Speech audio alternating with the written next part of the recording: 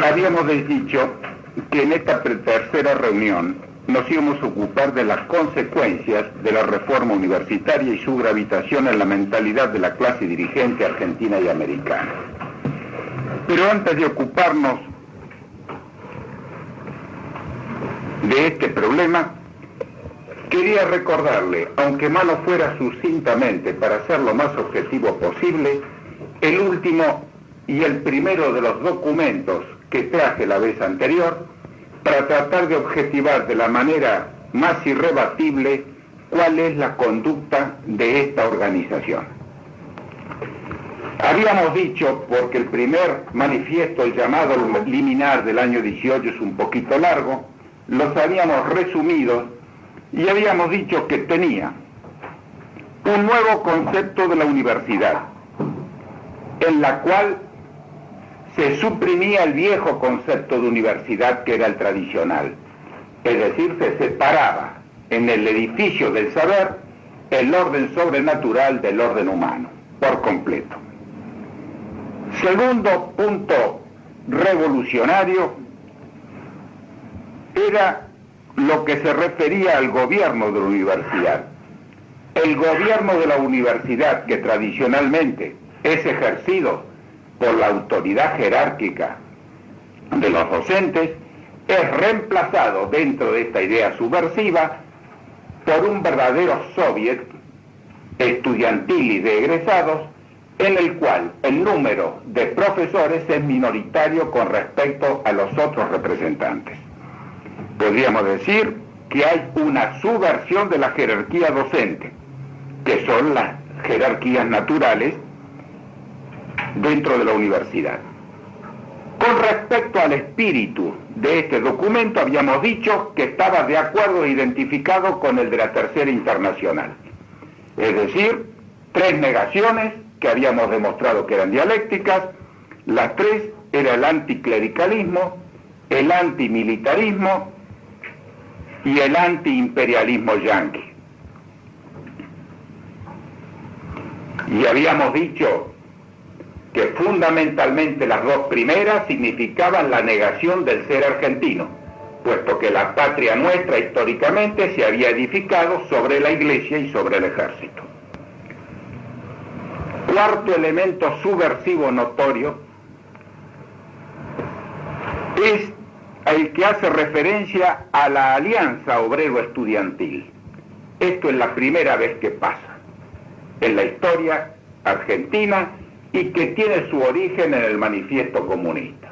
Todo trabajo vale exactamente igual. Obreros, estudiantes, jerarquía, cualquiera que ella sea. También recordamos que esta alianza, que acá es un principio, es una declaración en principio, se ha realizado ya en la historia argentina, en el famoso Cordobazo y en el Rosariazo. Es decir, que no solamente es como podríamos decir, doctrina, sino que ya en la historia se ha revelado que ha pasado también a la acción. El quinto elemento que llamaba la atención y que también subrayamos eran los métodos radicales para obtener los objetivos. Y en esta radicalidad, que es la justificación de la revolución permanente para lograr los objetivos, también en esa radicalidad Dios es completamente reemplazado por la sociedad. Y finalmente hicimos hincapié en un sexto apartado acerca de la extensión de ese concepto revolucionario, ese deseo inicial del 18 para que se extienda a toda América. Y nosotros dijimos también que había sido una distinguidísima nombre universitario el que se encargó de llevar la reforma universitaria a toda América, y que es el extinto doctor Palacios. En resumen, podríamos decir, y dijimos, que esa mentalidad reformista creaba una mentalidad, y con esa mentalidad nace una acción, dado que el ser humano, por naturaleza, obra cuando sabe, y sobre todo cuando está seguro de lo que sabe. En otras palabras, dijimos que ya en el 18 se había puesto la piedra fundamental para la verdadera guerra subversiva en nuestro país. Señalamos también, aunque un poquito más precipitadamente, el último de los documentos que yo pude reunirme, que data de fin del año 63, y que es un congreso extraordinario de estudiantes que se ha realizado en la ciudad de Rosario,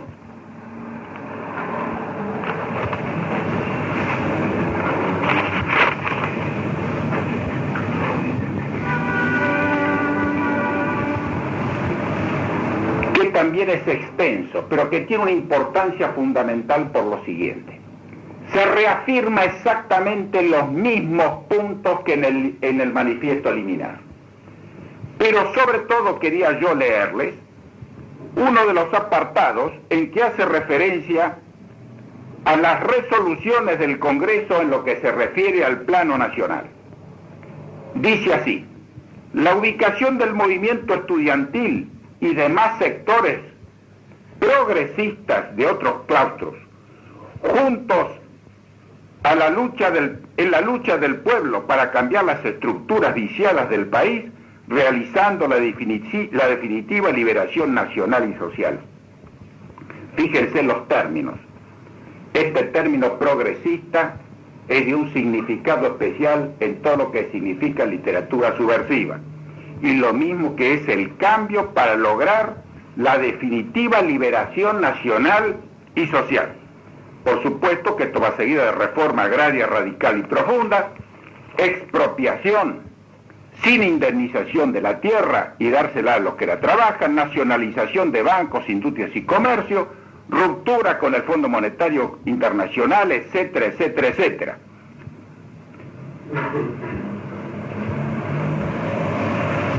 Denunciando así la voluntad de contribuir a la liberación nacional y a la instauración de un verdadero poder popular.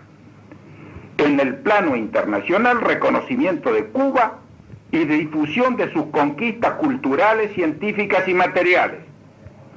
Y aparte, después de varios apartados más que suprimo por lo extenso, se creó en la estructura de este organismo un importante organismo, el Consejo Nacional de Centros, para la organización y dirección de un movimiento estudiantil que ellos mismos reconocen con la siguiente manera: pasó a ser una gran fuerza política nacional. Vamos a ver ahora, cuando tratemos de enfocar cuál es el pensamiento de la reforma, la importancia que esto tiene, junto a otros documentos que yo he tratado de traerles a ustedes, para objetivar de la mejor manera cuál es la filiación ideológica de este movimiento.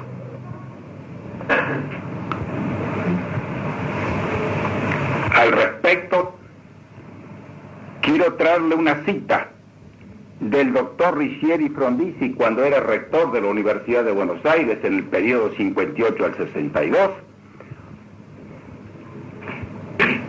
que dice así: la universidad debe ser el instrumento de transformación de la realidad social, económica e intelectual, un encabezamiento ideológico para lograr la emancipación del país, lo mismo en el orden económico que en el orden cultural.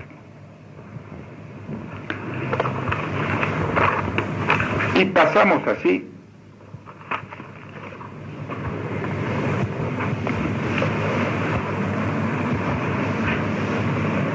a lo que yo llamo la doctrina de la reforma universitaria.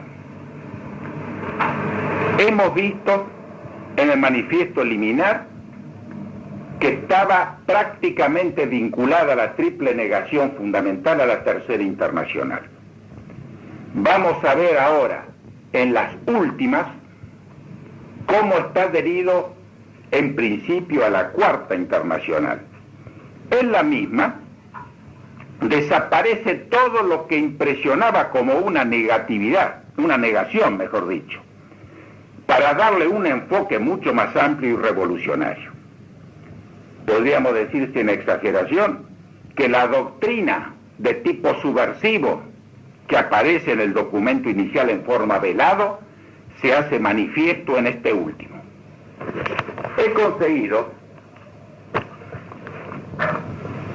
en forma casual, uno de los textos, podríamos decir que son divulgadores, después al final en todo caso le voy a proporcionar el que lo desee la bibliografía,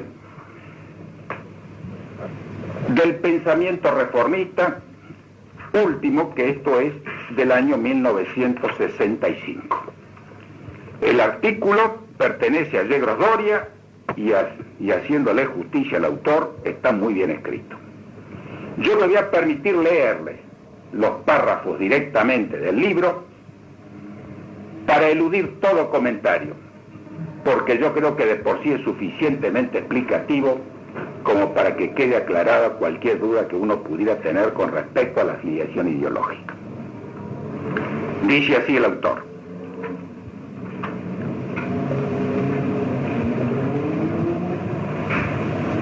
el objeto de la reforma es la estructuración de un nuevo Estado en democracia social.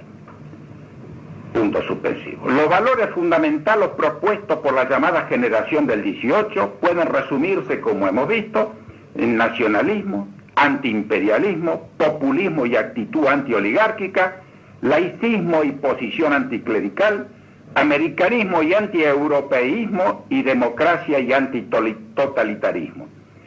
La mostración de lo que se afirma implica la mostración simultánea de lo que se combate. En la práctica, la voluntad de los dirigentes se expresa tanto para afirmar como para negar. Pero dice el autor enseguida, lo que predomina en este manifiesto inicial del 18 es la tendencia negativa. Criticar por lo general es objetar, pero esto no significa crear. Entonces pasa el autor, después de unos pequeños considerandos, a hacer el enfoque actual de la reforma universitaria que se hace en base a la Cuarta Internacional, que como ustedes saben, surgió en Varsovia en el año 46, y en la cual se hace hincapié en toda la propaganda en los nacionalismos, tendiendo de esta manera a borrar los viejos fantasmas que tenían un poco intimidad a la gente de la hoz y del martillo, y entrar solapadamente con lo que todo el mundo quiere, que es el sentimiento patrio. El primer elemento que se pone de acuerdo en esta explicación es la posición nacionalista.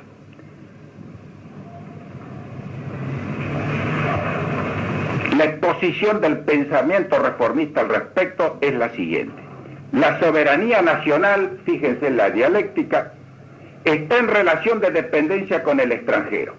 La independencia política esconde un colonialismo de tipo económico. En el interior de la República existe una clase oligárquica en entente con grupos financieros foráneos que constituye la élite de poder. Esta estructura de poder nutre y condiciona la estructura de autoridad formal, es decir, los organismos constituidos del Estado. El detrimento que este estado de cosas acarrea a las clases asalariadas es su consecuencia natural y lógica. Defender lo nacional es así defender lo popular. Fíjense la conversión, ¿no? Eso no quiere decir de que todos los fundamentos que invoca precedentemente no sean ciertos, pero la consecuencia no tiene vinculación directa con los enunciados primeros. Dentro de este enfoque nacionalista, el antiimperialismo está incluido, podríamos decir, porque al defenderse el nacionalismo, por supuesto, se combate a lo que es coerción o limitación del nacionalismo, que en este caso es el capital foráneo. De manera que acá en el texto esto dice al respecto: con respecto al antiimperialismo, este es invariablemente el antiyanquismo. El segundo punto es el carácter popular. Y dice al respecto el autor: otro rasgo distintivo del ideario reformista la constituye su identificación con lo popular. Obreros y campesinos simbolizan la imagen de los desamparados a quienes hay que defender. Esta es la gran preocupación de nuestro siglo, y en este sentido la reforma, en el candente año del 18, hizo recepción de las inquietudes de la hora, etcétera, etcétera, etcétera.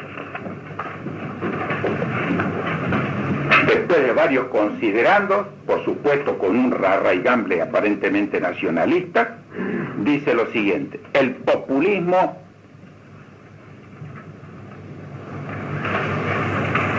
para ser más detallado. En este caso la dimensión cuantitativa es vertical y en profundidad, porque la lectura de un solo autor escuela es capaz de absorber la mayor parte del tiempo disponible. Los que se adhieren a una ideología sin conocerla a fondo se empeñan solamente en el conocimiento de la misma.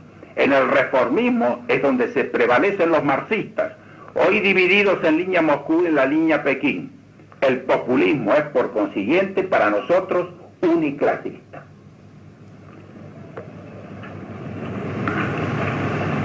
Hace referencia en este mismo apartado a las ideas políticas que han surgido merced a la propagación de la idea reformista en otros países de Latinoamérica.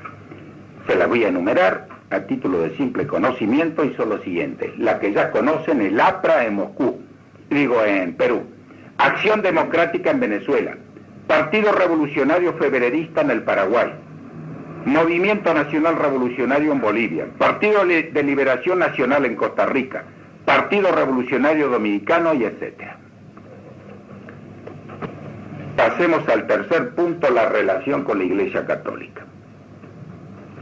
La posición anticlerical se renovó como consecuencia del régimen de coexistencia de universidades privadas. Fíjese, el elemento fundamentalmente que señalamos, el anticlericalismo para romper y quebrar la columna vertebral de la universidad tradicional, ahora se la hace ver que como surgió el artículo famoso 28, durante la presidencia de Frondizi, a final del año 58, entonces se hace ver que es en base a eso que se actualiza, la lucha contra la Iglesia Católica. Esto sucedió durante el gobierno de Arturo Frondizi y contó con la violenta oposición del entonces rector de la Universidad de Buenos Aires y hermano del señor presidente, doctor Riccieri Frondizi. La universidad privada significaba indudablemente universidades católicas. Los antiguos dirigentes reformistas, ahora maestros de la juventud actual, se pronunciaron con vehemencia. No todos. Gabriel del Mazo, el más prolífero publicista de la reforma, estaba en el gobierno de Frondizi. Hace una serie de considerandos y dice así, en uno de los apartados: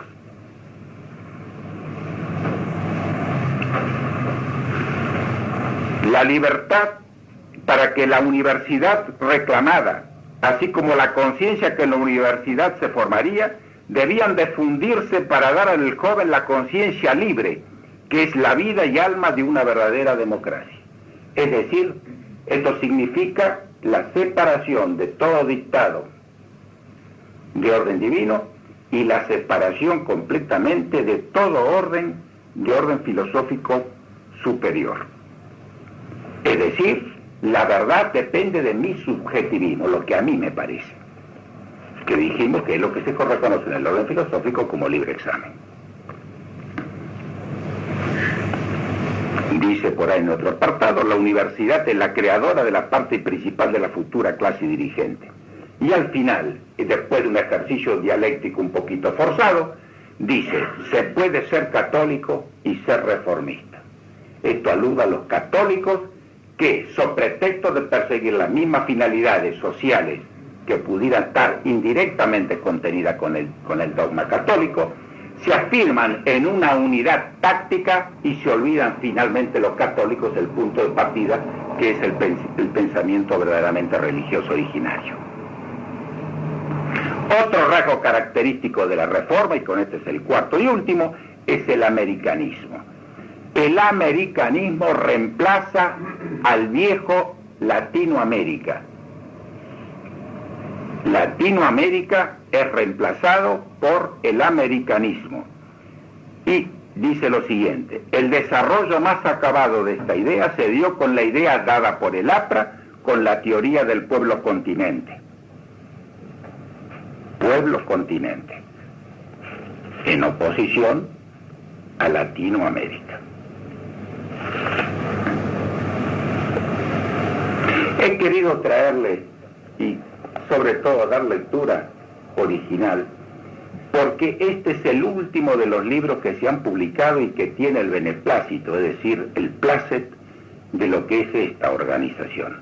Y coincide exactamente lo mismo con este otro, que es del doctor Horacio Sanguinetti y Siria, Alberto Siria, que fueron dos delegados de la Federación Universitaria, en la cual se confiesan los autores extremistas y que actualizan la doctrina exactamente de igual forma como yo se lo acabo de narrar.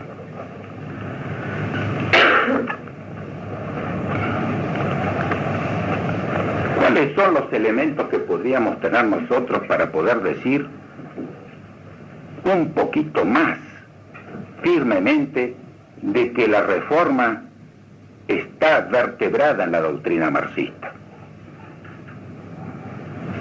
Podríamos decir lo siguiente: el nombre de los protagonistas y su trayectoria histórica política. Ya citamos en la vez pasada el nombre de José Ingenieros, el de Alfredo Palacios,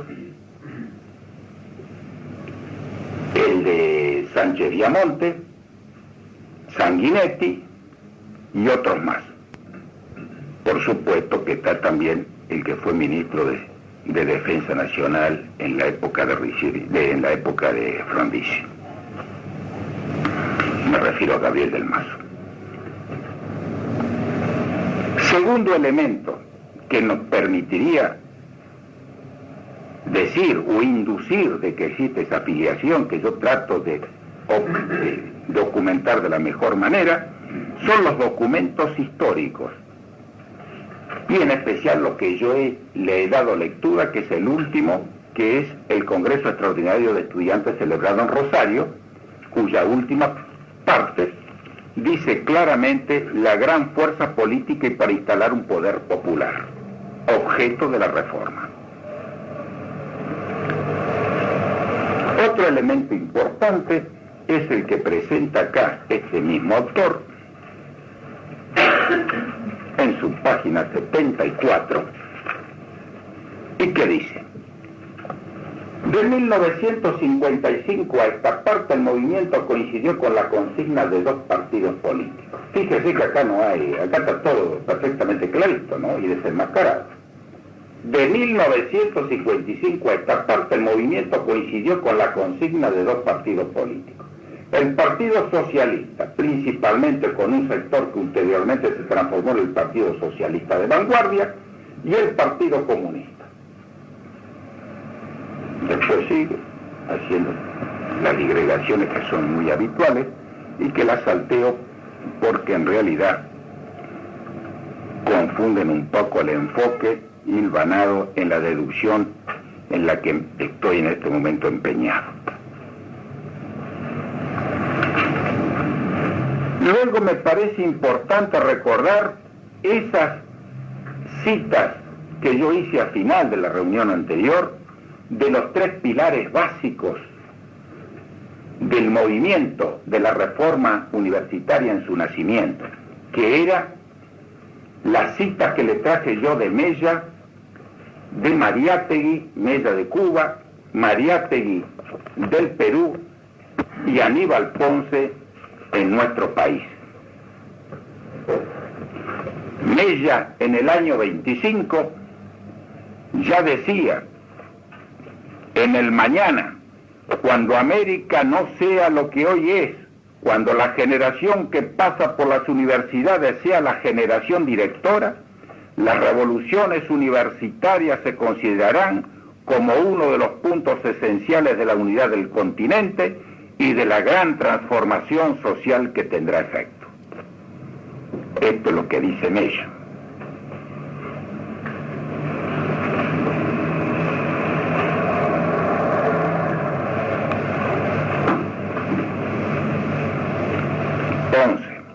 En el año 35 dice lo siguiente: en la nueva universidad el hombre libre exige como condición primera la transformación radical de esa sociedad sin alma. Hagamos nuestra la palabra de Engels: el proletariado sí es el heredero legítimo de la cultura humana. porque siendo la única que no aspira a perpetuarse como clase, puede por eso asegurar al hombre la plenitud de su desarrollo. La tercer cita, hay otra más que no quiero ser un poco pesado, quiero leer la de Mariátegui, que es del Perú. En el año 28,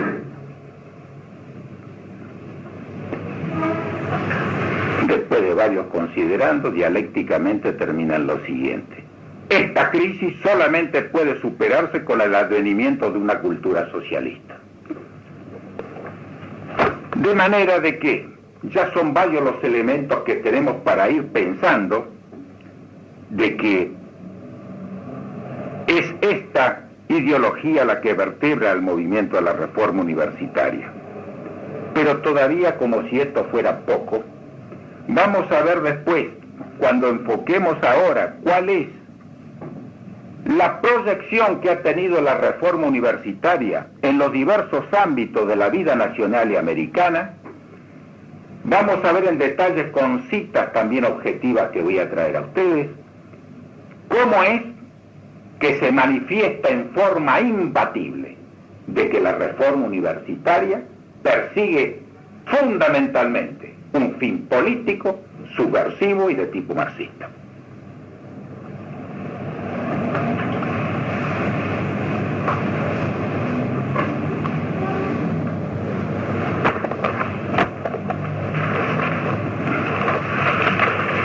A título de anticipo, le voy a leer lo que dijo el presidente de la Federación Universitaria en que da su apoyo a la acción revolucionaria.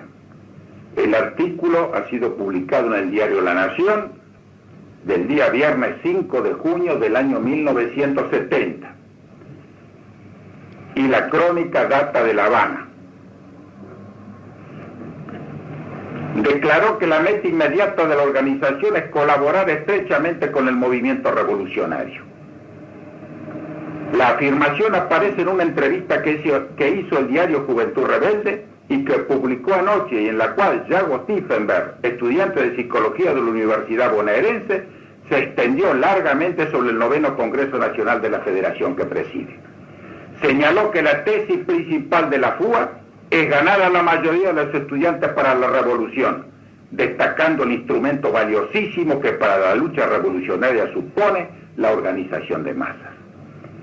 Las últimas extensiones que se han operado con motivo de las acciones guerrilleras en distintas partes demuestran que la mayoría son jóvenes estudiantes y jóvenes egresados.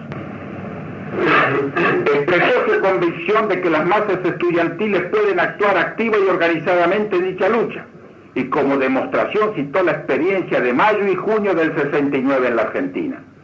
Dijo que toda la política de la FUA tiene como signo el crear condiciones para desencadenar procesos como los que se vivieron ese año, en forma constante y creciente, a partir de cualquier conflicto, tratando de que todos confluyan rápidamente en la definición clave de una situación revolucionaria.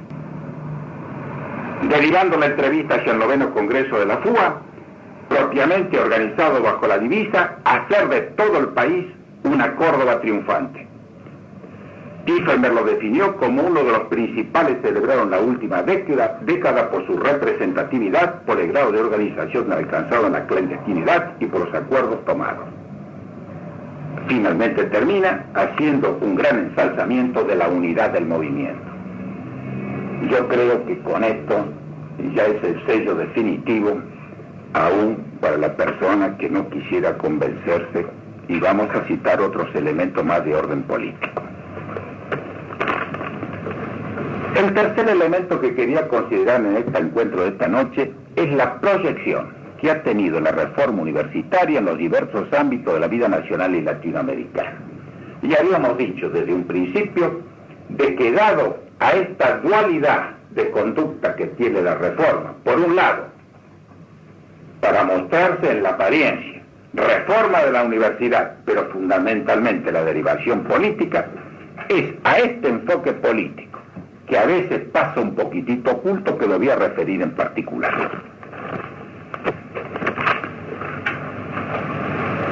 Todo todo lo que vamos a decir de nuestra patria es lo mismo que viene ocurriendo en toda América Latina desde hace más de 50 años. Primero, es evidente que la conducción de los partidos políticos más numerosos o de mayor resonancia popular han sido y son conducidos por universitarios formados en el espíritu de la reforma del 18. Sin exageración, y a título de noticia ultra fresca, anoche estuve en una reunión que resultó ser política en el estadio de Boca Juniors, en la cual altos representantes del radicalismo local se expresaron y se reafirmaron como reformistas del 18.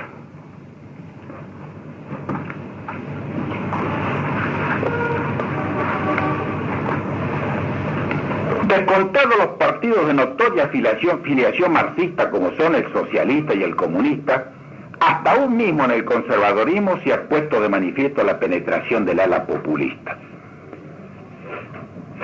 Segundo, es notoria que la infiltración de la mentalidad marxista o pro-marxista de la reforma en todas las generaciones gremiales de las diversas profesiones universitarias a través de los cuales se ejercita una influencia de importancia decisiva en todos los medios sociales.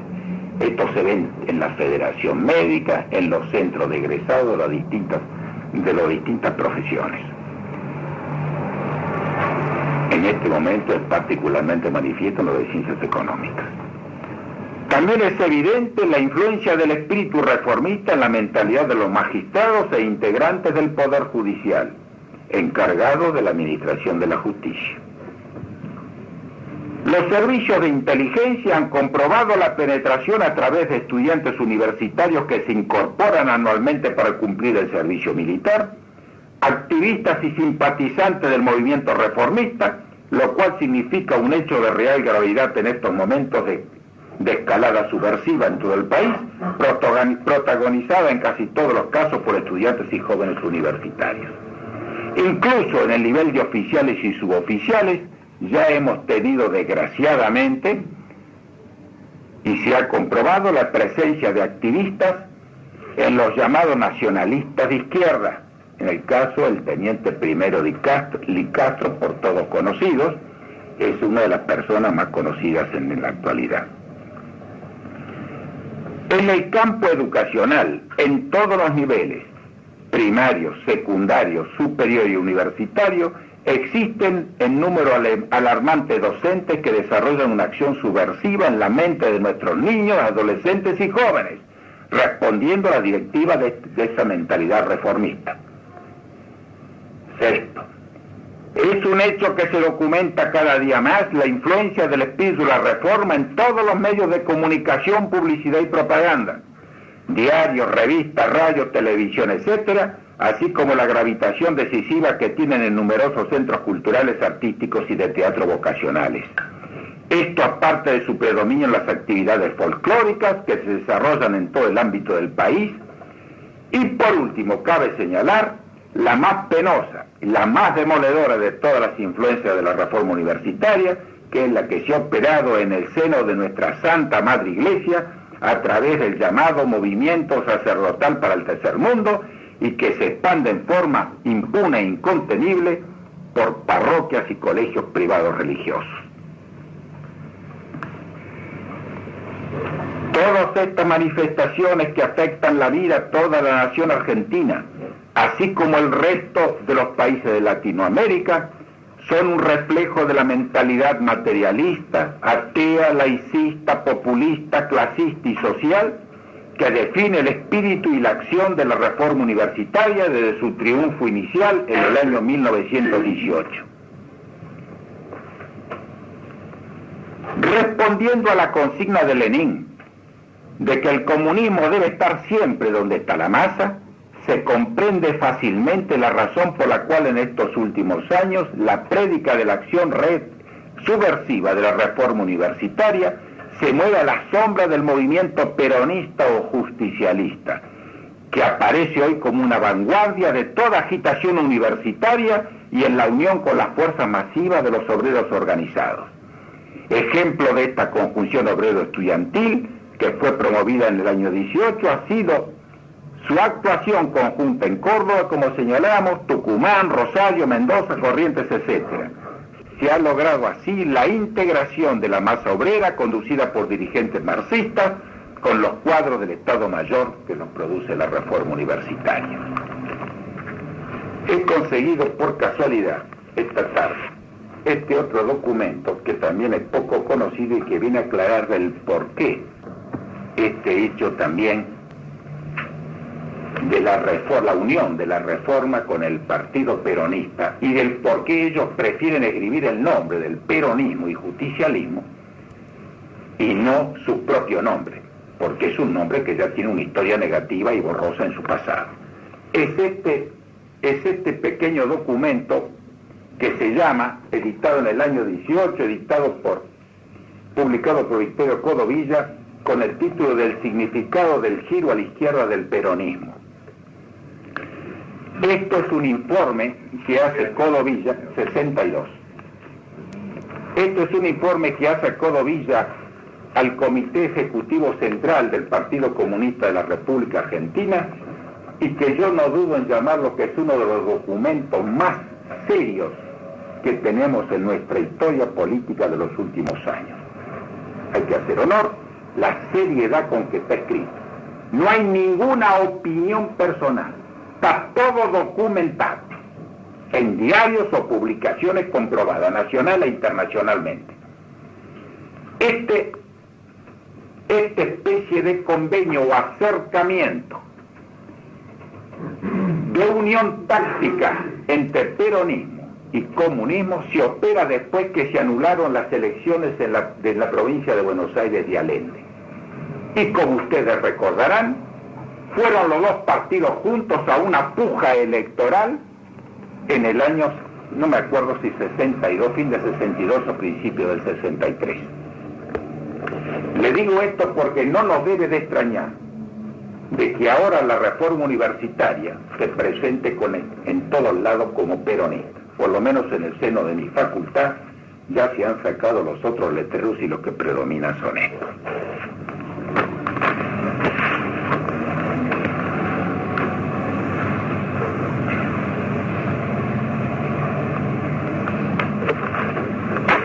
Quería leerles asimismo algunos documentos, pero creo que uno se me ha escapado, no sé dónde. Uno es el de los sacerdotes del tercer mundo hablando de las proyecciones de la reforma. Este apareció en La Nación el 22 de agosto de 1972. Córdoba.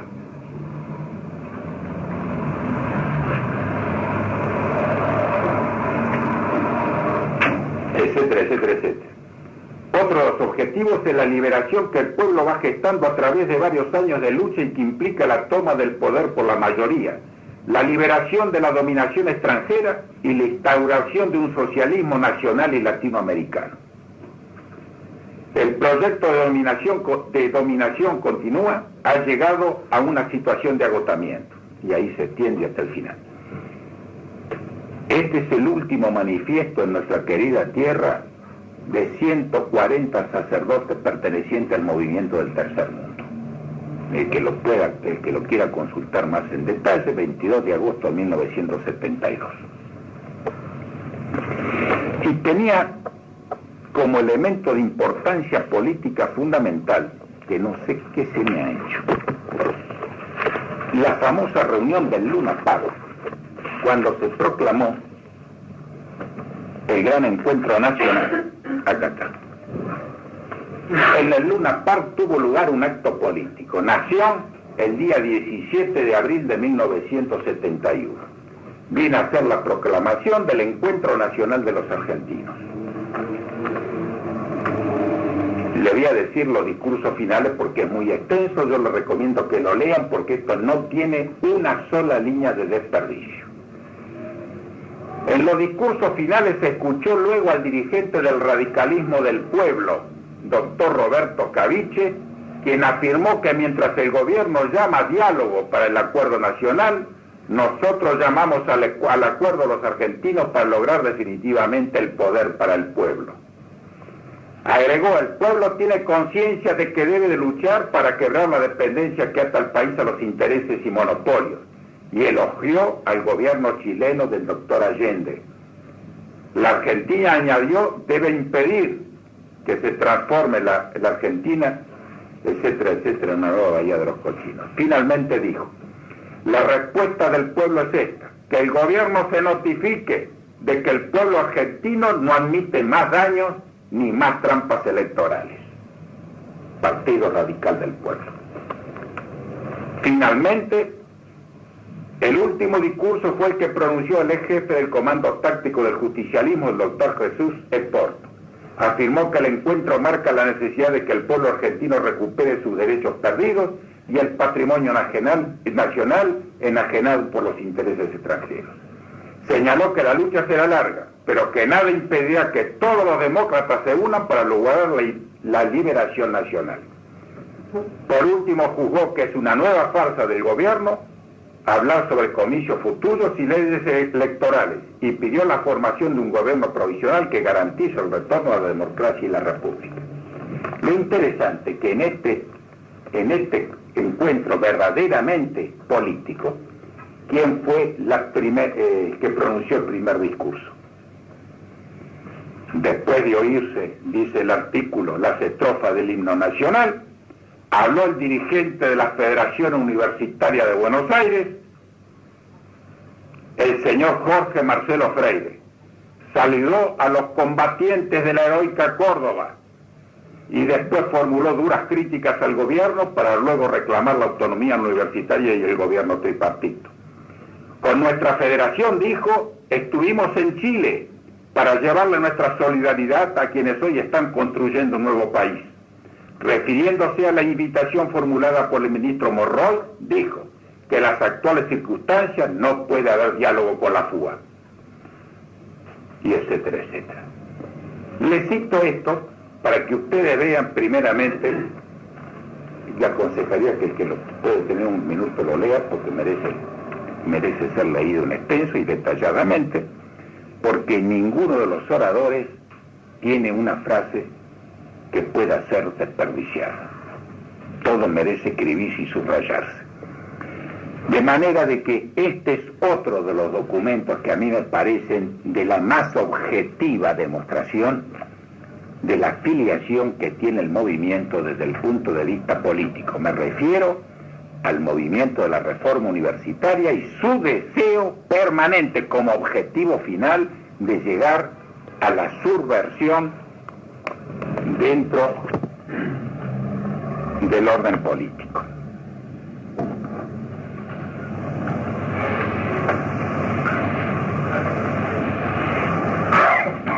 Y entonces uno, una vez que está compenetrado del movimiento,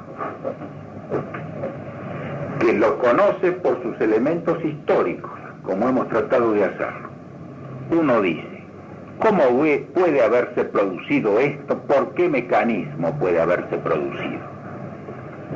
Y entonces me gustaría volver acá a lo que dijimos inicialmente en nuestro primer encuentro hace 2 semanas, acerca de las concepciones de la vida y lo que había significado en el orden revolucionario de la inteligencia esa mutación de una interpretación de la vida a la otra. Habíamos dicho nosotros, en síntesis apretada, que existía un concepto tradicional, un concepto liberal y un concepto marxista de la concepción de la vida. Y habíamos definido cada uno de esos elementos. Y habíamos dicho que la tradicional tenía toda la máquina, la montaña del saber perfectamente vertical e integrada con el conocimiento divino. Habíamos dicho que se definía por la afirmación del ser y la plenitud de la fe.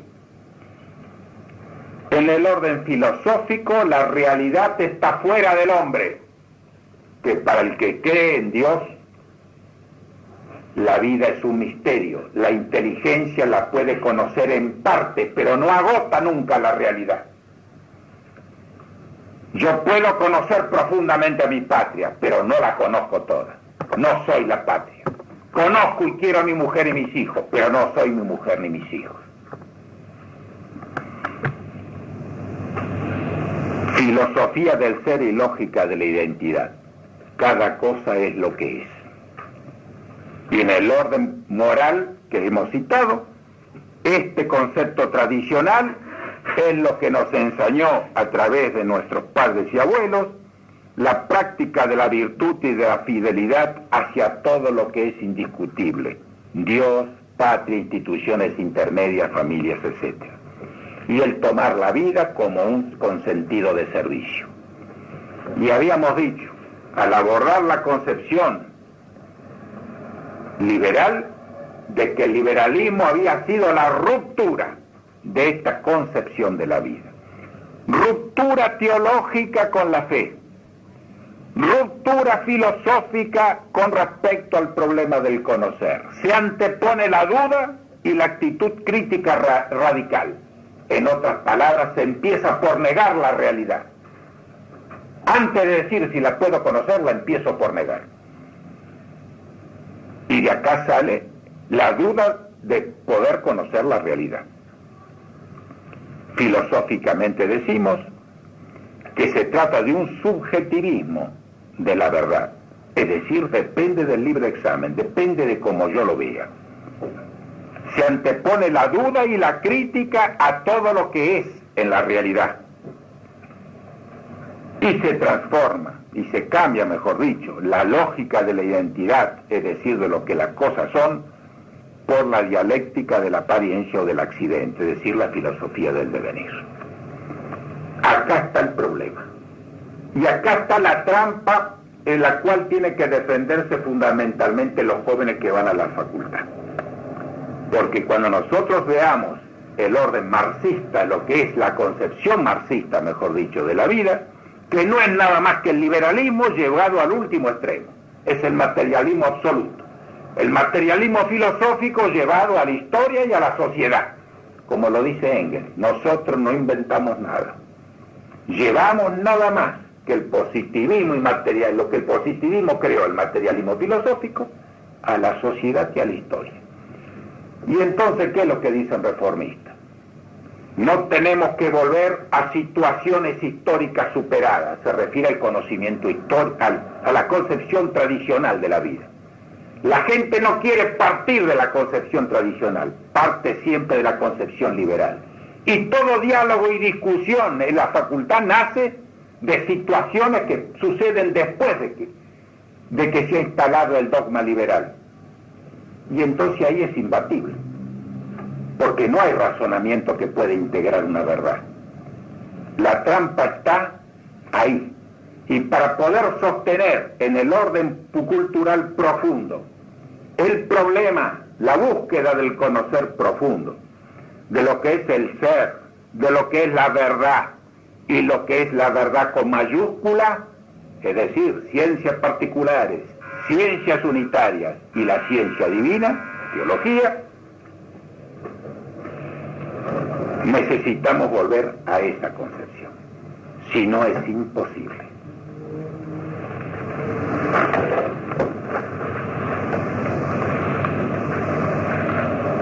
De manera de qué mentalidad tendría que tener el estudiante para poder defenderse. Primeramente, tener una concepción firmísima de lo que es la educación de nuestros padres, de nuestros abuelos y de nuestros próceres nacionales. Y empezar por discutir lo que es indiscutible porque es verdadero. Problema de revelación y problema del conocimiento, que es un problema un poquitito más hondo, pero que puede hacerlo. Si no se llega a ese nivel, partimos entonces de un conocimiento desarticulado, atomizado, sin ningún espíritu rector que lo integra en la unidad del conocimiento.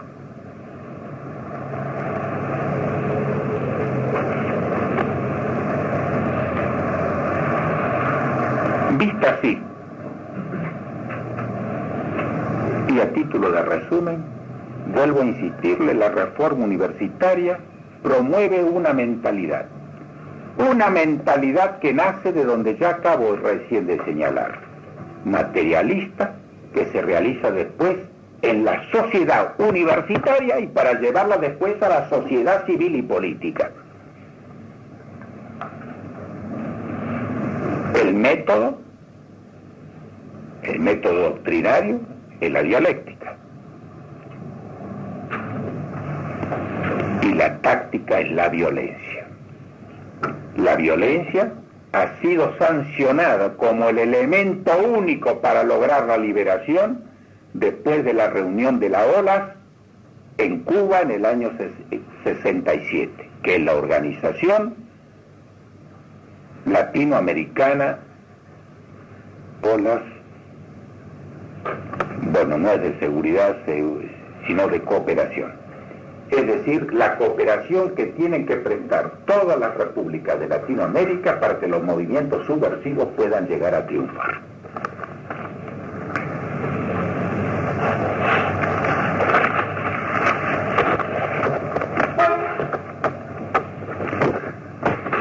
De esta manera, señores, estamos en condiciones de poder abordar, a título de resumen, sobre lo que debe de ser la universidad, que es el motivo que nos ha congregado.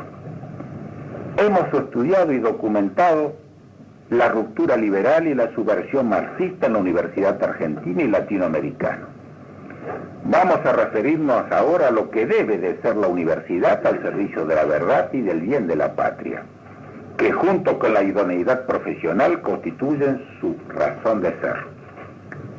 La universidad es el reflejo y debe ser el reflejo mental, la imagen viva, la idea del universo, de ahí su nombre, universidad. La realidad de las cosas y su origen y su orden inmutable están íntima y vitalmente presentes en la verdad de la sabiduría revelada, en las ciencias y en las artes. La universidad es el universo del alma que conoce. Trasciende así la vida de la ciudad cuyo objeto y perfección es el bien común. La universidad es para el hombre ante todo el ser, el mejor ser y la perfección de esa naturaleza en la sabiduría. Su misión primera y principal es la formación del docto, de ahí viene el doctor, del verdadero doctor, el que posee un verdadero saber universal.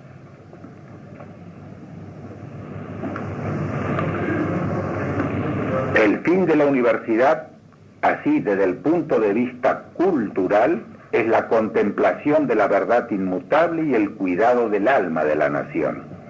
Le compete asimismo asegurar la más alta capacitación profesional, como la idoneidad científica y técnica, en cuanto el bien común se subordina a la verdad. No es posible fuera de ella la formación de la clase dirigente y el cuidado moral de la patria. Solo en este plano del saber, la universidad se renueva incesantemente de acuerdo a los progresos de la técnica. La universidad es una institución corporativa de los maestros y los estudiantes que se diversifica y jerarquiza según los grados del saber y de la verdad. Es así la universidad un ordenamiento jurídico autónomo que protege el reposo de la contemplación y la investigación frente a la agitación de los hombres que se ocupan en la administración y economía de la ciudad. El gobierno de la universidad es naturalmente la autoridad de los que saben y enseñan sobre los que no saben y deben de aprender para alcanzar a su vez la autoridad de aquellos. La universidad existe en el Estado, pero no es una institución del Estado. Debe de ser reconocida, respetada y protegida en su régimen natural y en su autonomía, sobre todo universitaria, académica. Como enseñó León XIII en su encíclica Annum Ingresi, cuando un ser orgánico se corrompe y decae, esto proviene de que ha cesado el influjo de las causas que le dieron forma y consistencia. Y no hay duda que para sanarlo y para vigorizarlo de nuevo, es necesario devolverle las vitales influjos de aquellas mismas causas. Ahora bien, en el loco intento de emanciparse de Dios, la sociedad civil, y digo acá de la universidad también, Rechazó lo sobrenatural y la revelación divina, sustituyéndose así a la vivificante eficiencia del cristianismo. Y depende de esta bosquejada apostasía el trastorno de la vida práctica. Al seno del cristianismo debe, pues, retornar la sociedad extraviada si quiere el bienestar, el reposo y la salud. Y dice San Pío X, en el orden educacional, debemos de reconstruir todo nuevamente en Jesucristo nuestro Señor, que es a la vez fundamento del occidente cristiano y es el fundamento a su vez del nacimiento de nuestra patria. He querido así, señores, en unas pocas palabras finales, tratar de integrar